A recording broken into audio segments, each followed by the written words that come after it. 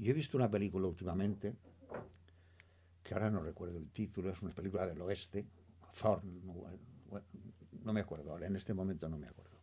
Pero la cuestión es que transcurre en Bolivia, en esas salinas maravillosas de Bolivia, y el argumento a grosso modo es un bandolero yanqui que se refugia en Bolivia. Esa película, bien hecha, tendría que haber sido que si ese vaquero, que es ya un señor que está en el final de su vida laboral de bandolero, pues es mayor, que le hubieran puesto una voz acorde con ese. Ya empieza por ahí el fallo. Porque luego, si no hubiera una balada que canta ese personaje en su caballo, y cuando estás oyendo el doblaje en castellano ves a un galán, y después cuando canta es un, que no tiene casi voz. Pues eso ya es una pena. Pero luego, si llegas a Bolivia y eres yanqui, tú tienes que hablar con acento. Tienes que hablar con acento.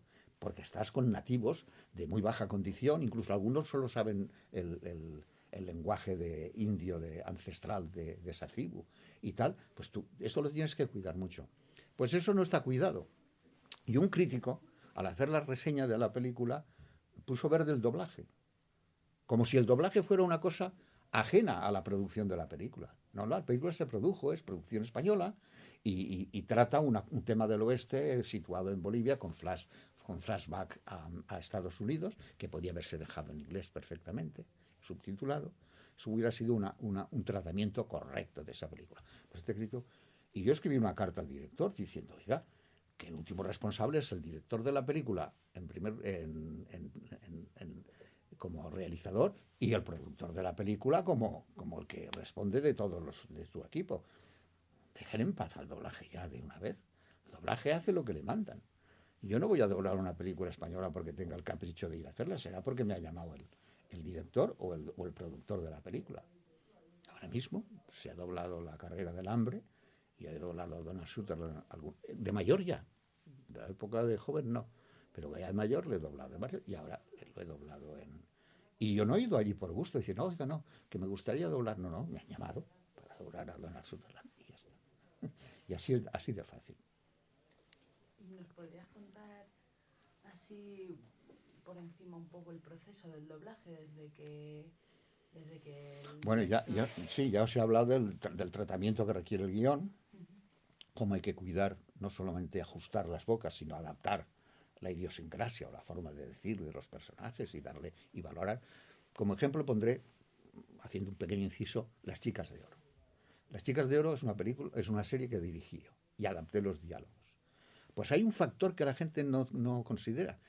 Hay tantos chistes, tantas anécdotas localistas, que si no las adaptas a la mentalidad de donde va dirigida la película, no se va a enterar nadie, que tienes que buscarle la equivalencia.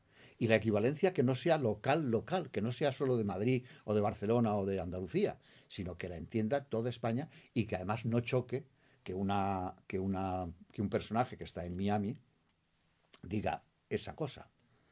Pero esa cosa que tú has puesto, que equivale, que quiere decir que tiene las orejas grandes, dicen de un alcalde. Es que el alcalde tiene no sé qué, tal. Pues si tú en lugar de decir el nombre de Jerry Willis dices el príncipe de Gales, todos saben que tiene las orejas grandes. Bueno, todo tiene su aquel. Y eso en referente al diálogo, al guión. En cuanto a lo demás, ya lo he dicho, servir, el proceso es que te lo traducen, que lo adaptas, que entra en salas, se fragmenta, se hacen takes, esos takes dan 1000 vueltas, lo ensayas, le dices al director que ya lo tienes, ojo, el director te ha estado corrigiendo. Dice, no te vayas tan alto, no lo oyes a él. No ves que está diciendo esto así, así, así. Es muy contenido. Este está muy cabreado, pero no grita, sino que lo dice todo mordiéndolo. Pues ese es el proceso, ¿no? Y cuando tú ya has servido eso y todo parece bien, se mezcla. ¿Sabéis? O no, si no lo sabéis, pero vosotros sí lo sabéis, que sois profesionales de esto, que hay muchas bandas. La banda, el soundtrack que decimos, que tiene los efectos y la música, están los diálogos, pues todo eso se mezcla. Y cuando está mezclado, que a veces, fíjate, hay películas. Yo me acuerdo que la primera que creo antecedente de esto fue Encuentros en la tercera fase. La productora no quiso que se mezclara ni en España, ni en Italia, ni en un sitio, ¿no? Todo iba a Inglaterra y allí estaba el estudio de la productora que hacía las mezclas ellos. Pero bueno, esos son casos esporádicos, normalmente se mezcla aquí. Y ese es el proceso, a grosso modo. Y cuando un doblaje es invisible, se supone que se ha hecho bien, que el espectador no lo percibe. En ese sentido, ¿cómo lleva un actor de doblaje el anonimato? ¿Cómo lo lleva? Pues bien, yo te advierto una cosa, yo he sido famoso en algún tiempo, porque yo cuando llegué, sí, cuando llegué a Madrid hice bastante televisión. Empecé con ¿Cuál es tu final?, que era un programa de jóvenes. Jaime Blanch, Gloria Muñoz y yo éramos el equipito de tal, que contábamos historias de lo que nos pasaba con nuestros padres en el colegio, en el trato con la droga, con el otro, más allá. Y al final se hacía un coloquio. Estos personajes tenían ya en el plató a unos estudiantes que...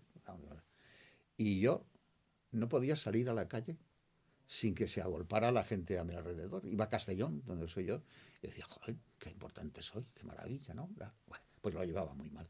Lo llevaba muy mal, era pesadísimo. Y me imagino los famosos, de verdad.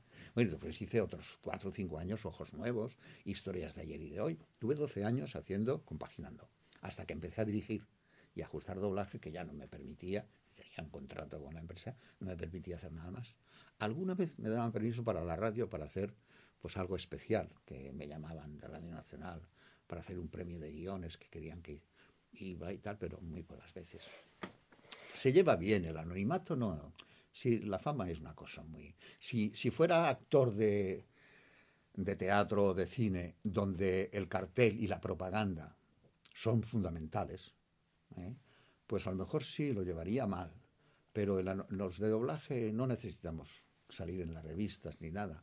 El círculo minoritario de quienes nos conocen y quienes cuentan con nosotros nos sirve. No, no lo echo de menos. A la fama, la poca fama que tuve entonces, no la echo de menos. Pues genial, ¿no? Ya están todas las... Bueno, y como conclusión, ¿el actor de doblaje nace o se hace? Se hace. El actor, ni el actor de nada, el actor de, o sea, ni de doblaje, ni de teatro y cine, nace. Uno nace con determinadas cualidades que le harán más llano el camino, más fácil, pero tendrá que trabajar, y tendrá que escuchar, y tendrá que imitar, y tendrá que aprender. Y si tiene base, si tiene madera, llegará a ser un buen actor. Y si no, se quedará por el camino diciendo el desayuno está servido, como ha pasado tantas veces. También es cierto que muchos valores se han perdido en el camino, porque no han tenido la ocasión que necesitaban. Y muchos actores, ha habido actores, muchísimos. Mira, no voy a decir nombres para que muchos de ellos que están en vida no se sientan ofendidos. Galanes que después se han quedado en el camino no cuentan. Chico guapo, atlético, que no sabe hablar y le doblas.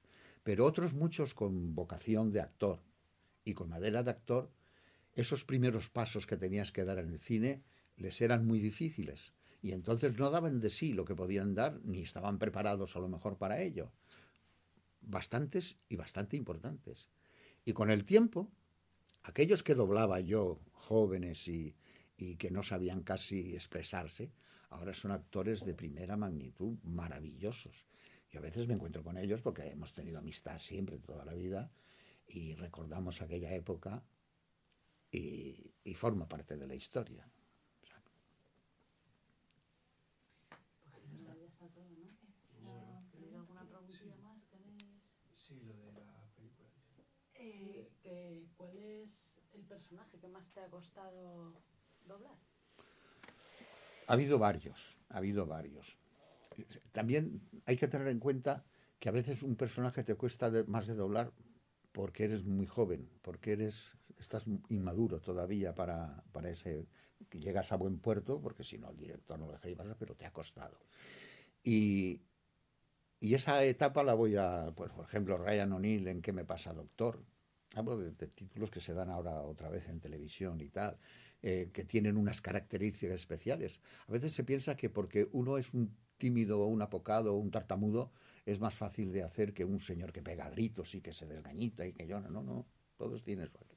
Pero luego, cuando ya entras en una fase de madurez, que eso puede ser fácilmente a los 5 años de haber empezado, yo llevo casi 50 hablando. Cuando atraviesas 5 años o 6 o los que sean, y ya tienes una madurez y una seguridad, que todo va sobre ruedas, la sincronía no te atasca en la interpretación, pues entonces uno de los más bonitos es Kramer contra Kramer, muy difícil porque tenía unas escenas tiernas, sentidas. La película es que no tiene desperdicio. Y otro muy difícil fue El Expreso de Medianoche, porque era un personaje que tenía una fase normal, subía de tono en el momento que os he dicho antes, y luego volvía con su medio locura, volvía a situarse en un plano, y eso había que marcarlo bien, y era difícil. Lo demás, la técnica, yo creo que para nosotros, cuando tenemos experiencia, pasa a un segundo plano. El que empieza es el peor enemigo que tiene, porque pensando en la sincronía, se olvida de matizar, se olvida de que tiene que hacer esta pausa, pero después ya lo superas, y lo que tengas de sí, lo que tengas dentro de ti, vale, ya va adelante. Pues muy bien. Bueno, pues tenemos A todos. Sí, ya tenemos una entrevista de 45 ¿Qué minutos. pasa? De 45, qué bueno.